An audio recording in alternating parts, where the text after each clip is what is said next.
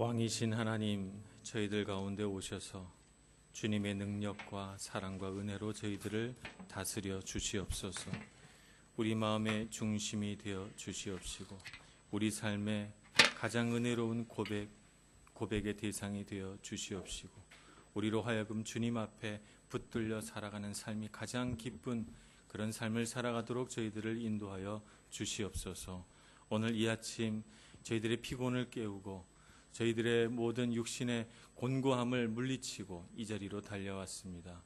주님, 이 자리가 주님 앞에 가장 은혜 받는 자리요, 이곳에서 우리의 영과 우리의 마음과 우리의 육신이 쉼을 얻으며 하나님 앞에 새롭게 변화되고 일어나게 되는 은혜와 기적의 역사가 일어나는 자리가 되게 하여 주시옵소서. 우리 마음을 다스려 주시고 이 시간 주님만이 오직 우리의 주인이 되셔서 성령으로 이 시간을 채워 주시옵소서. 예수님의 이름으로 기도합니다. 아멘. 오늘 주신 하나님 말씀은 신약성경 마태복음 11장 28절에서 30절까지의 말씀입니다.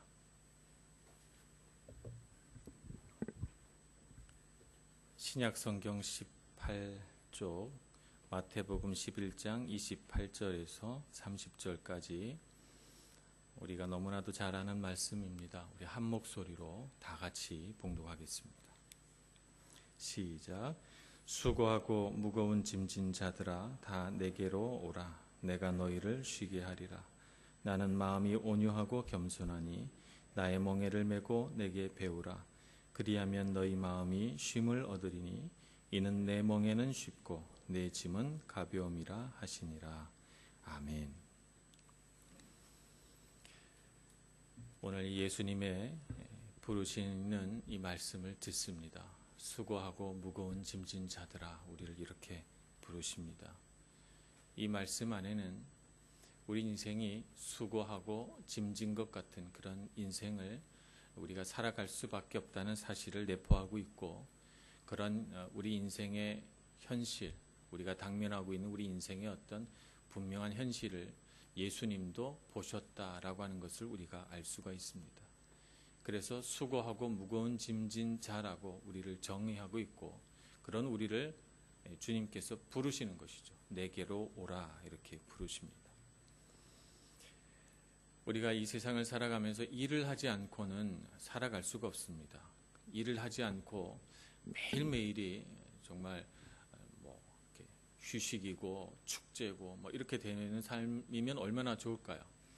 아마 이 지구상에 존재하는 인류 가운데 약 한 1% 정도의 사람들은 아마 인생 전체가 그런 휴식이고 놀이고 축제고 이렇게 되는 분들이 있을 거예요. 그죠? 원하는 것들은 무엇이든지 할 수 있는 그런 분들이 있습니다. 그런데 과연 행복한가? 이렇게 한번 질문해 보고 싶은 것입니다. 사실 사람이 가장 행복한 순간은 무언가 의미 있는 일을 찾아서 그 일에 몰두하고 일이 기쁨이 되고 일이 놀이가 되고 일이 축제가 될 때 그 사람은 가장 행복한 것입니다. 그런데 어느 순간부터 우리는 일은 고통이요, 괴로움이요, 일이 있은 뒤에는 반드시 휴식이 있어야 되고 일은 재미없는 것이기 때문에 항상 일은 재미없는 것의 연속이고, 그것을 그치고 뭔가 나는 재미있고 즐거운 일을 해야 하고 그것을 찾아야 하는 이런 분리된 삶을 살아가기 시작한 것입니다. 이것을 흔히 노동소외다라고 하는 말로 정의합니다. 일로부터의 소외. 일이 더 이상 기뻐지지 않고 일이 더 이상 의미 있지 않고 일은 더 이상 우리에게 어떤 우리 존재의 이유를 설명해 주지 않는, 그냥 일은 돈을 벌어서 그 돈으로 무언가 내가 하고 싶은 일을 해야 하는 그런 수단이 되어버렸다는 것이죠. 일 자체가 목적이 되지 않는 그런 시대를 우리가 살아가고 있습니다. 창세기 3장 17절에 보면 이러한 노동소외가 에덴 동산에서 아담과 하와가 쫓겨나는 그 순간부터 벌어졌다라고 하는 것을 기록하고 있습니다. 창세기 3장 17절부터 19절까지 제가 한번 봉독하겠습니다. 아담에게 이르시되 내가 내 아내의 말을 듣고 내가 내게 먹지 말라 한 나무의 열매를 먹었은즉 땅은 너로 말미암아 저주를 받고 너는 내 평생에 수고하여야 그 소산을 먹으리라. 땅이 내게 가시덤불과 엉겅퀴를 낼 것이라. 내가 먹을 것은 밭의 채소인즉 내가 흙으로 돌아갈 때까지 얼굴에 땀을 흘려야 먹을 것을 먹으리니. 이렇게 말씀하고 있습니다. 얼굴에 땀을 흘려야 된다는 것이죠. 그리고 죽도록 고생하고 수고하고 노동을 해야 너의 입에 먹을 것을 넣을 수가 있고 그래야만 살아갈 수 있다. 이렇게 말하는 것입니다. 이 말씀은 더 이상 노동은 너에게 기쁨이 되지 않을 것이고 너가 일하지 않으면 너는 먹고 살 방법을 찾을 수 없게 될 것이고 그래서 너는 그 노동과 일로 괴로움을 겪게 될 것이다 라고 하는 하나님의 심판과 저주의 말씀입니다. 그러면 하나님께서 원래 아담을 지으셔가지고 에덴 동산에 놓으셨을 때 아담아 너는 내가 지은 거룩한 존재니 너는 날마다 자고 먹고 쉬고 놀고 그렇게 살거라 라고 아담에게 말씀하셨는가? 그렇지 않습니다. 창세기 1장 28절에 보면 하나님께서 이렇게 말씀하십니다. 하나님이 그들에게 복을 주시며 하나님이 그들에게 이르시되 생육하고 번성하여 땅에 충만하라. 땅을 정복하라. 바다의 물고기와 하늘의 새와 땅에 움직이는 모든 생물을 다스리라 하시니라. 정복하는데 힘이 들지 않나요? 땀을 안 흘렸을까요? 다스리는데 노동이 들어가지 않습니까? 일을 안 하고 맨날 놀면 다스려집니까? 정복하는데 그냥 가만히 누워서 정복되라 그러면 이루어집니까? 그렇지 않습니다.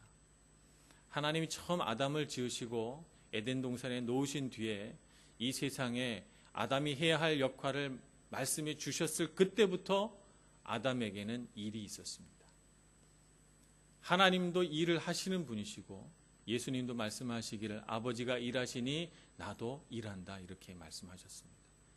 그러니까 일 자체는 절대 나쁜 것이 아닙니다. 일은 좋은 것이고 기쁜 것이고 우리가 꼭 이 세상을 살아가면서 해야 할 일 중에 하나입니다.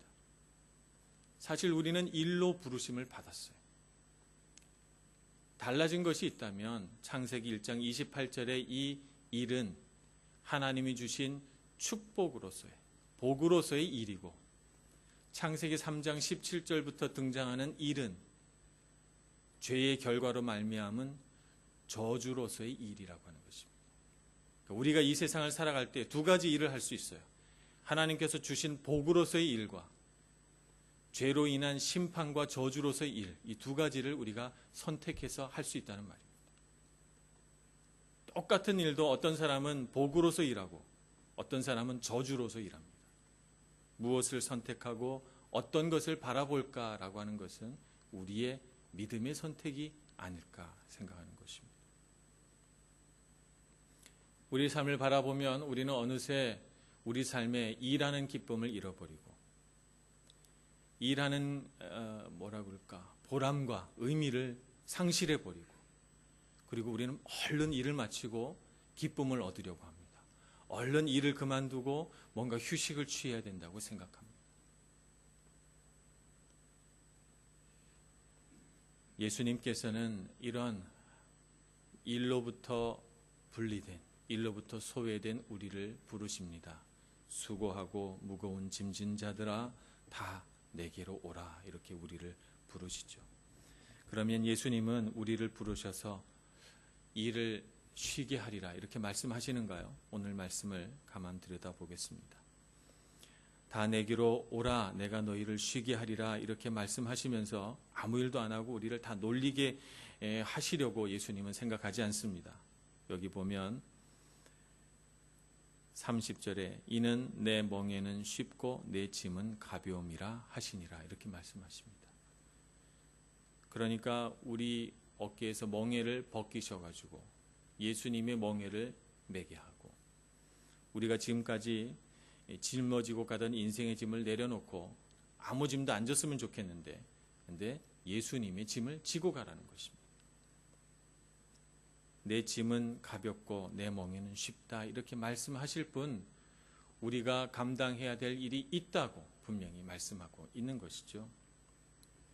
예수님의 이 말씀은 다른 면에서 창세기의 복으로서의 일을 회복하라라고 하는 예수님의 부르심입니다.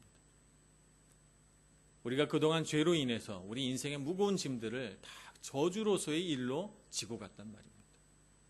그런데 예수님께서 그런 우리를 부르셔서 더 이상 심판과 저주로서의 일을 해나가지 말고 기쁨과 보람과 하나님의 영광을 드러내는 그런 은혜로서의 일들을 우리가 감당해야 한다고 우리에게 말씀하고 있는 것입니다.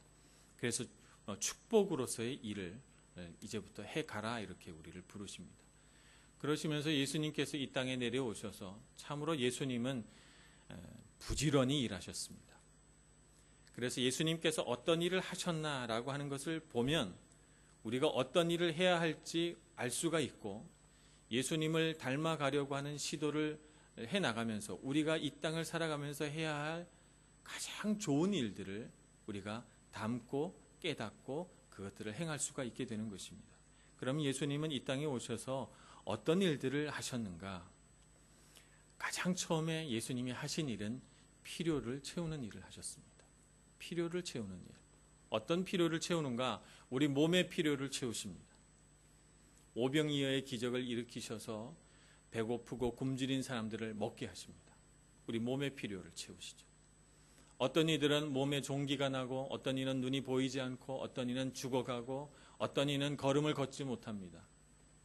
예수님이 오셔서 우리의 마음을 보기 전에 먼저 그 육신의 필요를 보십니다. 앉은 자는 일어서라고 하시고, 보지 못하는 자는 보라고 말씀하시고, 피부병이 나서 정말 죽어가는 이에게는 그 모든 살이 다 새로 돋아 건강한 몸이 되게 하십니다. 우리 몸의 필요를 채우십니다. 그뿐만 아니라 우리 영의 필요, 우리 마음의 필요, 우리 정신의 필요를 다 채우시려고 예수님은 이 땅에 오셔서 사역하셨습니다.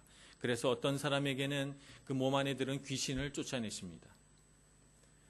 어떤 사람에게는 오셔서 위로를 베푸십니다. 그래서 위로하고 격려하고 세워주시죠. 어떤 사람에게 찾아오셔서 죄를 용서하십니다. 내가 너의 죄를 사하노라. 다시는 이와 같은 죄를 짓지 말거라. 이렇게 예수님이 죄 용서를 또 선포하시기도 하십니다. 그것은 다 우리 이 세상을 살아가는 사람의 필요를 보시고 그 필요를 채우시는 것이죠. 그러면 우리가 이 땅을 살아가면서 어떤 일을 해야 우리의 삶에 기쁨이 있는가? 우리도 예수님과 동일하게 누군가의 필요를 보는 것이죠. 내 사랑하는 가족들의 필요를 봅니다. 내가 사랑하는 교우들의 필요를 봅니다. 우리 교회의 필요를 봅니다. 세상이 무엇을 필요로 하는가를 봅니다. 그래서 그 필요를 채워주는 것이죠. 그것이 몸의 필요이든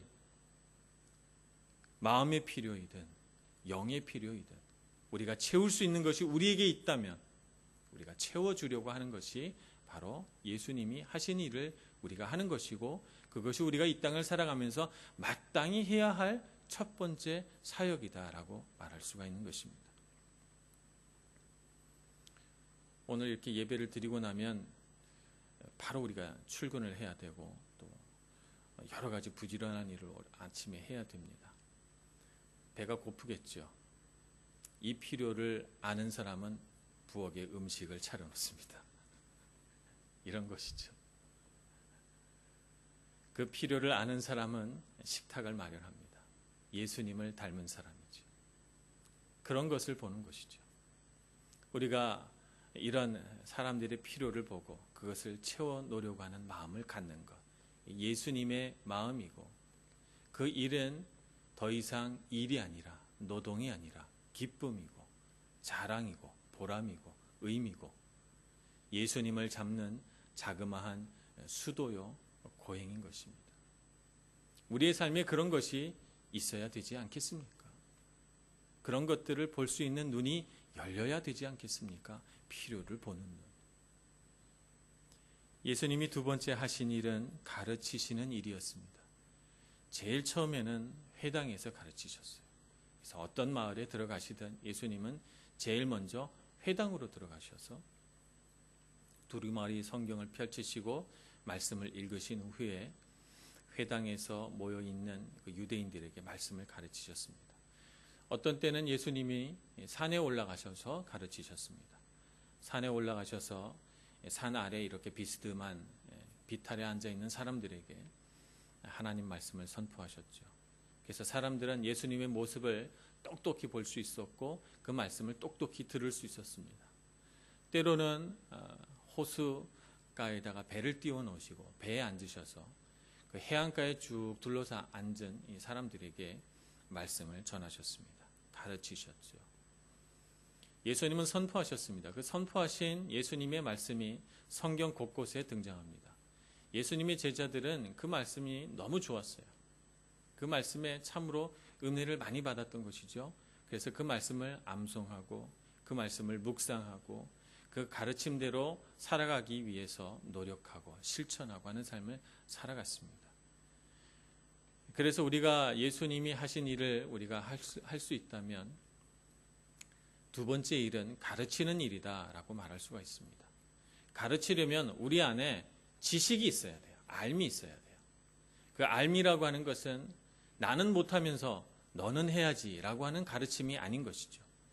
내가 그 가르침대로 살아봤고 그래서 그 가르침대로 살아가는 일 가운데 어떤 과정들이 있고 어떤 실패가 있었고 어떤 시행착오가 있었는지를 내가 너무나도 잘 알기 때문에 그 길을 내가 간 만큼 내가 그런 시행착오와 실패를 거듭하면서 내가 걸어간 삶만큼 가르치는 일이 우리가 해야 할 일입니다. 내가 예수님 앞에서 믿음으로 한 걸음 내디뎠다면 그 한 걸음 내디딘 것을 가지고 내 한 걸음 뒤에 있는 사람을 가르치는 일, 그것이 바로 우리가 해야 할 일이고 예수님이 우리에게 보여주신 사역입니다. 그렇기 때문에 이 가르치는 일은 저와 여러분 모두가 우리 교회 안에서 우리 가정 안에서 이 세상 안에서 반드시 해야 할 거룩한 사역인 것입니다. 그래서 가르침에는 어떤 사람은 가르치는 사람이고 어떤 사람은 배우는 사람이고 구분되어 있지 않습니다. 우리는 서로 가르쳐주고 서로 배우는 그런 관계 안에 있죠. 세 번째, 예수님이 하신 일은 양육하시는 일이었습니다. 제자를 양육하는 일이죠. 예수님은 정말 많은 제자들이 있었어요. 성경에는 12제자의 이름만 기록되어 있지만 사실은 예수님 주변에는 수백 명, 수천 명의 제자들이 따라다녔어요. 그런데 이 제자들 중에 예수님이 12명만 딱 구분해서 세운 것이죠. 그래서 성경에는 12사람의 이름만이 들어가 있습니다만 예수님의 제자, 12제자 안에 속하지 않은 이런 위대한 제자들 가운데 위대한 사람들도 있었어요. 누가라고 하는 제자, 12명의 제자는 아니지만 그러나 대단히 훌륭한 제자였습니다. 마가라고 하는 제자, 예수님께서 12명 안에 집어넣지는 않으셨지만 그는 대단히 훌륭한 제자였기 때문에 마가복음을 썼습니다. 그 외에도 참 많은 제자들이 있었어요. 그런데 예수님은 12명만 따로 세우신 것이죠. 이 사람은 양육하기 위해 세운 사람들입니다. 12명의 제자. 양육하기 위해서 그들을 따로 불러 세우시고 그들을 훈련시키셨죠. 그래서 때로는 아무것도 가지지 말고 지팡이만 들고 너는 하나님 말씀을 전도하고 선포하러 가라 이렇게 보내기도 하십니다. 어떤 때는 따로 불러놓고 내가 가르친 말을 너희들이 이해하겠느냐 그래서 비유를 다시 풀어서 설명해 주시기도 합니다. 때로는 제자들을 데리고 산에 올라가서 모세와 엘리야를 만나는 장면을 보여주시기도 하십니다. 때로는 자신이 예수님께서 기도하시는데 제자들 중에 몇 사람을 불러서 예수님이 기도하는 장면을 보게도 하십니다. 예수님을 위해서 중보 기도해달라고 요청하기도 하십니다. 훈련시키시는 것이죠. 그래서 우리는 훈련하는 일에도 헌신되어야 합니다. 누군가를 양육하고 보살피고 그 사람의 삶을 예수님의 제자답게 만들어가는 일에 헌신되어야 하는 것입니다. 이런 일들을 하실 때 예수님은 어떤 마음으로 하셨나 이것도 참 중요할 것 같아요. 어떤 마음으로 이런 일들을 감당하시고 이런 일들을 해나가셨을까? 예수님의 그 사역의 특징은 첫 번째는 성실성과 강한 목적의식이에요. 예수님 안에 엄청난 강한 목적의식이 있었기 때문에 그것이 표현된 삶의 방식은 성실이라고 하는 것입니다. 이 성실하심이라고 하는 이런 예수님의 독특한 성품은 하나님의 성품이시기도 합니다. 예수님의 사역에 강한 목적과 성실하심이 없었다면 사실은 우리가 예수님을 쫓아가면서 금세 실망하게 됩니다. 그래서 사실은 우리가 교회 안에서 예수님을 닮는 가장 아름다운 모습은 무엇으로 표현되어야 하냐면 성실함입니다. 변함없는 성실함. 이것이 예수님의 사역 가운데 주된 특성이기 때문에 그렇습니다. 어떤 대가를 치르더라도 하나님의 뜻을 이루고야 말겠다라고 하는 강한 목적의식. 그렇기 때문에 비가 오는 것, 내 몸이 좀 불편하고 힘든 것, 내가 피곤하고 병든 것, 그런 것과 상관없이 하나님의 뜻을 이루기 위해서라면 나는 비가 오나 눈이 오나 바람이 부나 내가 맡은 일은 하겠다라고 하는 그런 강한 목적의식이 예수님께는 있었고 또 그것을 제자들이 알기를 원하셨던 것입니다. 마태복음 16장 22절 말씀에 보면 예수님께서 이제 곧 십자가에 달려 죽으실 것이라고 하는 그 말을 하는 장면이 나옵니다. 그랬더니 베드로가 예수님을 붙들고 간곡하게 아뢰입니다. 마태복음 16장 22절 베드로가 예수를 붙들고 항변하여 이르되 주여 그리 마옵소서 이 일이 결코 주께 미치지 아니하리이다. 베드로 생각에는 그 일은 하나님의 뜻이 아닌 것 같아요. 자기 마음에 그걸 원하질 않아요. 그러니 주님 그렇게 하지 마시옵소서. 절대 십자가에 죽지 마시고 예루살렘에 들어가셔서 왕이 되시고 예수님이 갖고 있는 능력을 다 발휘하시길 원합니다. 그런 마음이 베드로에게 있었어요. 예수님의 생각은 달랐습니다. 23절 예수께서 돌이키시며 베드로에게 이르시되 사탄아 내 뒤로 물러가라. 너는 나를 넘어지게 하는 자로다. 내가 하나님의 일을 생각하지 아니하고 도리어 사람의 일을 생각하는도다 하시고 예수님 안에는 강한 목적의식이 있고 하나님의 뜻을 이루어내야겠다는 예수님 자신의 생명을 대가로 지불하더라도 하나님의 뜻을 이루어내고야 말겠다라고 하는 그런 강한 목적의식과 그것에서 발휘되는 엄청난 성실하심이 예수님에게 있었습니다. 그래서 사람의 생각으로 사람의 감정으로 반응하는 베드로에게 사탄아 너의 뒤로 물러가라 이렇게 준엄하게 꾸짖으실 정도로 예수님 안에는 그런 것에 대한 분명한 확신이 있었던 것입니다. 오늘 우리는 어떻게 사역합니까? 대부분 많은 경우에 우리가 교회 일이든 세상의 일이든 하나님의 부르심을 받아서 내가 즐거이 기쁘게 봉사하다가도 우리의 기분이 나빠지면 우리의 감정이 출렁거리면 금세 내가 뭐하러 이런 일을 하냐, 내가 일한다고 누가 칭찬을 해주나 돈을 주나, 내가 미쳤다고 이런 일을 하고 있나, 금세 그만두고 포기하고 자기 기분에 따라 감정에 따라 사역을 하기도 하고 사역을 그만두기도 합니다. 우리에게 무엇이 필요합니까? 어떤 것이 예수님을 닮는 것입니까?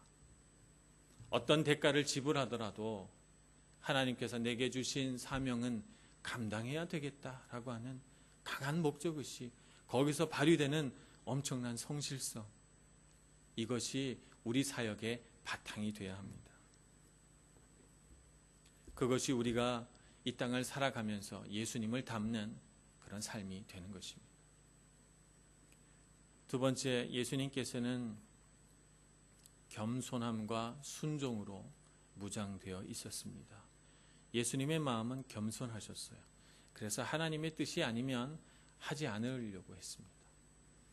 예수님 안에는 충분히 예수님 스스로 생각하고 결정하고 무슨 일이든지 할 수 있는 능력이 있으신 분이에요. 하나님께서 우리 같은 연약한 사람에게도 다 자유의지를 주셨듯이 예수님은 사실 우리보다도 더 많은 능력과 힘을 하나님 베풀어 주셨어요. 하나님의 아들이니까. 우리에게도 이렇게 자유의지를 주셨는데 하물며 예수님에게 권한을 주시지 않으셨겠어요? 예수님에게 충분한 능력과 결정할 수 있는 권한을 하나님이 다 주셨습니다. 그런데 예수님께서는 하나님께서 허락하신 그 권한과 능력을 가지고 자기 마음대로 쓰기를 원치 않으셨어요. 무슨 일에든지 하나님의 뜻대로, 어떤 사역 가운데 있어든지 하나님의 마음으로 하고자 원하셨고, 그래서 자신에게 주신 모든 권한과 능력을 하나님께 내려놓고 하나님께서 원하시는 일을, 하나님께서 이루기를 바라시는 일들을 하기 위해 하나님 앞에 겸손히 엎드리셨죠. 그것이 예수님의 겸손입니다. 우리 안에 그런 것들이 있어야 합니다. 우리 안에 그런 겸손함이 있어야 되는 것이죠. 그래서 하나님의 뜻대로 해야 되겠다라고 하는 마음이 있어야 합니다. 사역을 하다가 많은 분들이 지치고 낭망하는 일들이 있습니다. 저도 그런 일을 겪어봤습니다. 목회자로서 한 7년 정도 제가 사역을 한 후에 정말 말할 수 없는 괴로움이 저에게 찾아왔어요. 저는 그 괴로움의 원인을 알 수가 없었습니다. 제가 무슨 사역을 잘못하고 있어서 막 문제가 일어나고 있었던 것도 아니고, 저는 이런 얘기를 하기가 좀 부끄럽습니다만 교인들이 다들 좋아하시고 기뻐하시고 제가 하는 사역 가운데 무슨 문제도 없었습니다. 그런데 제 마음은 막 무너지고 기쁨이 없고 지치고, 어떻게 하면 빨리 일을 그만두고 내가 쉴 수 있을까? 날마다 그 생각을 하는 거예요. 제 마음 가운데 하나님께 순종하는 마음, 하나님 앞에 겸손히 엎드리는 마음이 없이 내 힘으로, 내 생각으로 내가 잘할 수 있는 일들을 해나가고 있으니까, 내 힘을 쏟아부으니까 제가 고갈된 것입니다. 그래서 제 마음이 너무 괴로웠던 것이죠. 그래서 그때 제가 사역을 그만두고 예수 제자 훈련, 예수 전도단에서 하는 그 훈련을 받기 위해서 떠났던 것입니다. 교회 안에서 많은 분들이 하시는 사역을 봅니다. 어떤 분들도 저와 같은 증세를 겪고 있는 분들을 봐요. 제가 겪어봤기 때문에 이해를 합니다. 그래서 질문을 해봅니다. 이 일을 왜 하시는 거예요? 이렇게 질문을 해보면 많은 분들이 목사님이 시키니까, 제가 이렇게 회장이 됐으니까, 제가 이런 일을 하라고 사역이 맡겨졌으니까, 그러니까 한다고 해요. 그러니까 기쁨이 없는 것입니다. 많은 사람들이 그냥 해야지라고 하는 생각을 가지고 하기 때문에 그렇습니다. 그 일 가운데 하나님의 부르심이 있는지, 왜 이 일을 하도록 하나님께서 나를 이 자리에 세우셨는지에 대한 그런 대답이 자기 안에 없는 것입니다. 그냥 맡겨졌으니까, 그냥 하라고 하니까, 마지못해서 하니까 기쁨이 없어요. 그러니까 하나님께서 주신 힘으로 하는 것이 아니라 내 생각으로, 내 의지로 내가 어떻게든지 이 일을 감당해야 되니까 지치고 낭망이 되는 것입니다. 하나님의 뜻을 구하시는 여러분들이 되시기를 바랍니다. 예수님께서 이 땅에 오셔서 사역을 하실 때 자기 힘으로 하지 않으시고 하나님이 공급하시는 힘으로, 하나님께서 주신 지혜로, 하나님께서 주신 마음으로 겸손하게 순종하며 사역을 하셨듯이, 우리가 이 땅을 살아가면서 우리가 세상에 맡겨진 우리의 일이든지, 가정 안에서 우리가 감당해야 할 일이든지, 교회 안에서 우리가 감당해야 할 일이든지, 내가 왜 이 일을 하는 것이지 라고 하는 것에 대한 분명한 대답이 여러분 가운데 있기를 소원합니다. 2014년을 지나가면서 우리가 일을 하지 않고는 단 하루도 살 수 없을 거예요. 그 일들을 쭉 바라보시면서 여러분 마음 가운데 내가 왜 이 일을 하는가 라고 하는 데 대한 분명한 하나님의 뜻을 발견하시는 여러분들이 되시기를 바랍니다. 그래서 마지못해 하는 것이 아니라, 시키니까 하는 것이 아니라 기쁨으로 즐겁게 거기에 대한 분명한 목적의식을 가지고 할 수 있는 여러분들이 되시기를 바랍니다. 예수님은 그러한 부르심 가운데 즉각적으로 반응하셨습니다. 순종이라고 하는 것에 세 가지 차원이 있습니다. 제자 훈련하면서 제가 늘 하는 얘기 중에 하나인데요. 순종은 즉각적이어야 합니다. 지연된 순종은 순종이 아닙니다. 불순종이죠. 그러니까 즉각적으로 반응하는 순종만이 순종입니다. 순종은 전적인 순종이어야 순종이지 부분 순종은 순종이 아닙니다. 내가 전적으로 순종해야 순종인 것인데 많은 사람들이 부분적으로 내가 동의되는 것만 순종하려고 합니다. 그건 불순종이죠. 순종이라고 하는 것은 기쁨과 찬양을 동반합니다. 기쁨과 찬양을 동반하지 않은 순종은 어떤 면에서 보면 불순종인 것이죠. 그러니 우리가 순종할 때는 찬양이 흘러나와야 하고 기쁨이 있어야 합니다. 이 세상을 살아가면서 우리가 감당하게 되는 수많은 사역과 일들 가운데 그러한 순종이 있기를 축복합니다. 하나님이 주신 일들을 감당해 가면서 정말 주님께서 주신 일들을 하나님 아버지의 마음으로 하나님의 뜻을 헤아려 거기 충분한 동의와 우리 마음속에 있는 그런 순종함으로 감당해 가셔서 하나님의 뜻을 다 이루어 가시는 저와 여러분 모두가 되기를 간절히 축원합니다. 기도하겠습니다. 사랑과 은혜가 많으신 하나님, 예수님 닮기를 소원합니다. 우리 마음 깊은 곳에서부터 예수님의 마음을 알고 예수님의 삶을 쫓아가고 그래서 예수님을 통해서 일하셨던 그 하나님 아버지의 마음을 헤아려 예수님 닮아가는 저희들 되게 하여 주시옵소서. 기쁨으로 헌신하며 기쁨으로 주님 앞에 나아가며 하나님 앞에서 전적인 순종으로 영광 돌리는 저희들 되게 하여 주시옵소서. 예수님의 이름으로 기도합니다. 아멘.